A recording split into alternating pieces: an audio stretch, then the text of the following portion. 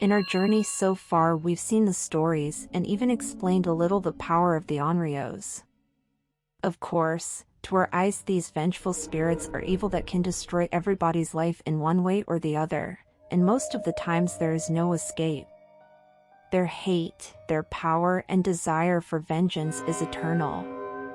They will stop for no one, they will stop for nothing, they will never stop, not even their victims fall. There will always be others to lay their curse upon. It can be through small objects such as a doll, a book, a painting, even a diary. It can also be big, from a house to an entire haunted town. The curse can be slow, draining people's lives day by day, months by months, years by years, or it can be in an instant. Death is the only option. If you put it like this, there is no greater evil than the rage of an Onryo. But that is where you are wrong. The only thing greater than the evil of a vengeful spirit is without a doubt what creates them. The living. The ones who did them wrong. The ones that betrayed, hurt and killed them when they were alive. Don't be fooled to think that all the victims of an Onryo are innocent people. They all died for a reason. Might not be, for us, justified, but the judge is not among the living anymore. The living and breathing people have a power great enough to create what soon enough will haunt, torment and finally kill them. And today we will see the story of Hikiko-san, the Onryo that is a translation of human evil. June 15, 2023. A high school student's decapitated head was found on top of her desk inside the classroom in Misato, Saitama. The entire classroom had blood splattered on the walls and windows. Part of the girl's intestine was being held by the girl's mouth. Her name was Fujiyama Reiko. She was 15 years old. Once, she was one of the most popular girls in school. Now her head served only as a display of a horror to be remembered. The police investigating the case found out that Reiko was last seen the day before going back home from school. Well, they saw her leaving school, but she never arrived at her house. It was late at night and her parents got worried seeing it was getting way too late and no signs of their daughter. They called all of her friends and none of them knew of Reiko's whereabouts after school that day.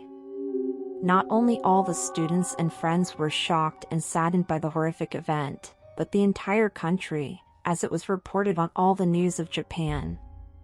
And especially for the people in Saitama, this was a nightmare beyond belief. But little did they know that this was only the beginning. June 16, 2023. Police found the missing body parts of Fujiyama Reiko near a river in the residential area. First, they found the torso floating, still wearing the uniform. The limbs, with most of the skin peeled off, were on the side, almost hidden in the tall grass. The autopsy showed that the body parts were not cut or sawed off. The muscle and skin tissue showed signs of being ripped apart. There were finger marks in every limb they found. The prints were not identified. What was strange is that the marks were in a way that made look like a hand grabbed and pulled the parts off. Even though the evidence was there, it was impossible to believe someone would have the strength to do that with bare hands. There wasn't much the police could go on. They talked to Reiko's close friends, but it was in vain. Nothing weird happened days before the murder. She didn't act strange, they didn't see anyone lurking around the school premises, nothing. The school was closed for a week. June 24, 2023. That morning the first sunlight touched the exterior walls of Misato's high school, and it showed to the ones who arrived earlier a horrendous image of only a torso with a girl's school uniform being hanged by a rope. The police was soon called to the place and again the school was closed. The investigators found now an arm on top of a desk. The classroom was once again painted with blood and guts were scattered all over the place. The detective in charge, Watanabe Hiro, was intrigued by the fact that it was the same classroom, and the desk was the one next to the one they found Reiko's head.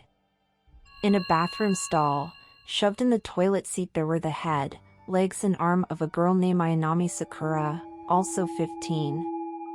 The skin from the legs and arms were partially peeled off. The same marks and signs of being pulled off from the torso. This was enough to make Watanabe believe that they were dealing with a serial killer. Against the principal's will, this was brought to the press, with devastating results for the school. Scared parents were all taking their kids out of there. The investigation was on. First, Watanabe went to Sakura's house to talk to her parents. It is an understatement to say they looked terrible. The mother couldn't speak, with a long-lost gaze to the wall. The father was taking in much more than he could. They told the detective that besides the point Sakura was still mourning Reiko's death, nothing unusual happened that week. Since she didn't have class, she didn't go out. The girl didn't talk much, but then again, understandable, since Reiko was her best friend. They didn't see anyone suspicious passing by the house or neighborhood. Nothing out of the ordinary. The only thing that was actually strange, and also was reported by Reiko's parents, is that on the day the girl died, it rained for a few hours. The reason that this was considered strange, it was because on the day of Reiko and Sakura's deaths, the day prior to the gruesome events, it was clear, no clouds in the sky. And also, by the time the bodies, or the pieces, were found, not even the sign that would fall a single drop of water from the sky. Watanabe didn't take that into consideration, and why would he? Weather forecasts are wrong all the time, sometimes you can't predict nature. Again, the police had no clue whatsoever, and that was terrible, because there was the possibility of another crime to happen soon. The detective had no north, only the mutilated bodies of two innocent girls in his hands. Watanabe would sit in front of his computer and look for crimes that happened in the past in Saotama, something that would fit the profile of the present events. Hours upon hours, and his search was unfruitful. Tired, he went back home. It seemed he had only one choice: to wait. To wait and see if it was over, or another victim would show up. Strangely, that night, started raining. June 25th, 2023. It was around 2 in the morning when Yoshinori Manami woke up sweating from a nightmare she had. In her nightmare, she was walking in the dark, deserted hallways of the school. In a weird way, it seemed normal for her to be there. And she knew exactly where she needed to go.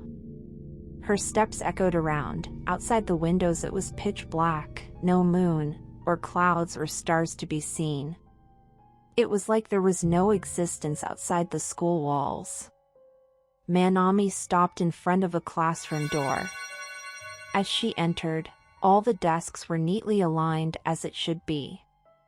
She walked towards one in specific. And this desk had something on top, the head of her friend Reiko. The girl stared at the head, and suddenly it opened its eyes and looked at Manami. Lesson learned, Reiko's head said. As Manami got out of bed, she left her room and went downstairs to grab some water in the kitchen. She could hear the rain outside. Her parents were sleeping upstairs, and so they were oblivious to what was about to happen. She washed the cup and put it back in the cupboard. Walking back to her bedroom, something grabbed Manami by her hair and pulled. She fell screaming to the floor. Suddenly she sees it. Red glowing eyes, an evil dead face staring at her, long black hair and ragged and torn white dress. a creature that only could be made by the most terrifying nightmares. Despite Minami's scream, her parents didn't wake up to help. The thing grabbed the girl by the face and stood her up. Without delay and with extreme violence, banged Minami's head 4 times against the wall. A big red spot was marked on it. The girl passed out. Tall, with a dirty, destroyed white dress and long black hair, with her skeleton hands grabbed Minami's ankle and dragged her out of the house into the rain. Sometime later, with her entire body burning in pain, Minami woke up, crying. She looked around, still dizzy. She was in a classroom. She tried to get up, but her legs would not respond. The metallic taste of blood filled the girl's mouth as she then dragged herself through the floor. Then she heard a footstep and then some other noise as something was being dragged. Minami stopped. And the sound continued. A step and drag, step and drag, step and drag. The sliding door of the classroom opened. The sound of thunder made Minami scream. The mere fact of scared was far surpassed by something worse, something she couldn't even describe. The sound was getting closer, and closer, and closer, then it stopped. Minami felt something stomp heavily her back, and the jolt of pain was almost unbearable. She emitted a weak sound almost resembling a scream, but she was so out of breath and strength that was the only sound she could muster. At that point, in some part of her conscience, Minami knew. She knew she was going to die, and there was nothing she could do about it.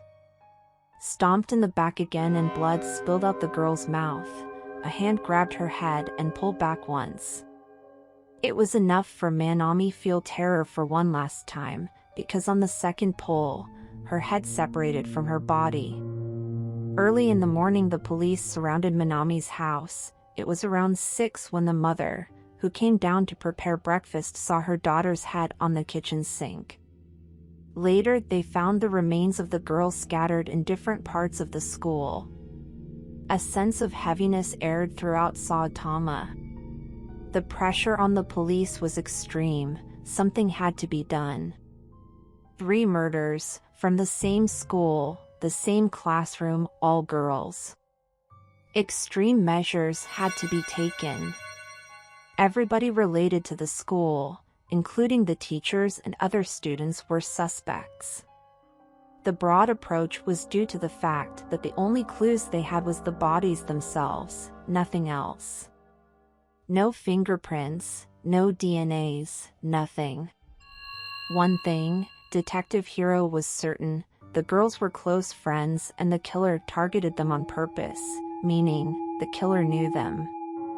This much he knew, and a lot of questions popped up his head. No teenager had the strength to rip the bodies apart the way they were found, nor girl or boy. An adult, a teacher maybe? Their gym teacher? Still, as he looked through the files, none of them seemed capable enough to do such thing. One of the officers suggested an animal, but that was not the case either. There were no bite or claw marks, and an animal wouldn't have the intelligence to tie a torso with a rope, place the heads on desks, or shove limbs in toilets. Or maybe, there was a complete stranger, a pervert, which also was ruled out, since there were no signs of sexual abuse in the remains. Even though some perverted people don't need to actually touch someone to feel satisfaction, there are cases where the pervert can feel pleasure only by torturing their victims, that would observe the girls from afar. But there was a connection. He just needed to find what or who it was. Then it finally got to him. It was not a brilliant idea, actually. He felt stupid of not thinking about it since this whole thing began. The answers were on the girls. It was standard investigation procedure. He had to look into the girls' things, cell phones, computers, everything. He felt if there was an answer, he would find it there. He went to all the victims' houses and asked if he could take the girls' phones or laptops to have a look. All the parents agreed and allowed the detective to take whatever he needed in order to solve this case as soon as possible. Detective Watanabe put his whole team into it, and what they found held not only what could be the answers he needed, but a very dark and twisted story behind all this. If you want to find out what happened, stay with us to the part 2 of the legend of Hikiko-san. Hey guys, I'm Riko, the Onryo. I just want to thank you all for subscribing. We have more than 300 subscribers, and this is completely awesome. Thank you so much for your love and support. I would never imagine that this tiny project of ours would attract any attention, but it is made with love. So, I hope to see you all again, and once again, thank you so much for coming. If you liked this video, please consider subscribing and liking to help us bring you more Japanese ghost stories. Thank you for watching.